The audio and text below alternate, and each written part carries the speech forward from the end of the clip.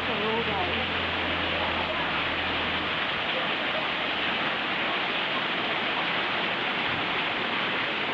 Yeah, this stuff is good.